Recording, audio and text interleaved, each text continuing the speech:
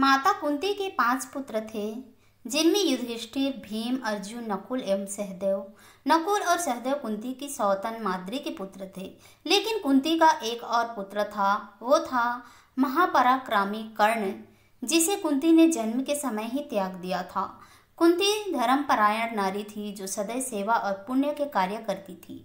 एक बार उन्होंने सच्चे दिल से ऋषि दुर्वासा की सेवा की, जिससे प्रसन्न होकर ऋषि दुर्वासा ने उन्हें एक मंत्र दिया, जिसके प्रभाव से कुंती जिस भी देवता से संतान प्राप्ति की इच्छा रखेगी उसे प्राप्त होगा, और इससे कुंती के कौमार्य पर कोई हानि न होगी। यह आशीर्वाद प्राप्त कर कुंती जब अपने राजमहल आई, उसके मन में जिज्ञासा हुई, क्यों न एक बार मंत्र का जाप करके देखें, और उसने सूर्य देवता का आह्वान किया, जिसके फलस्वरूप उन्हें कर्ण की प्राप्ति हुई। जिसे देख कुंती भयभीत हो गई। अब वे इस बालक को कैसे अपने साथ रख पाएगी। बिना विवाह के इस पुत्र को साथ रखने से कुंती एवं पुत्र दोनों के चरित्र पर सवाल उठेंगे। इस तरह से बालक का जीवन यापन दुर्भर हो जाएगा।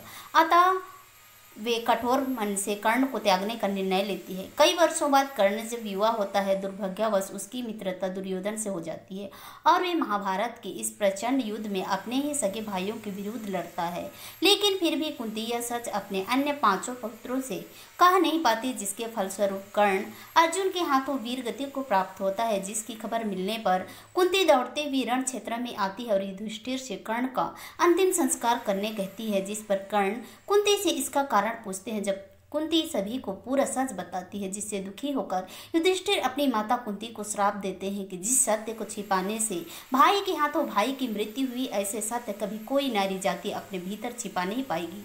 तभी से यह कहा जाता है कि कभी किसी नारी के पेट में कोई रहस्य नहीं रह सकता।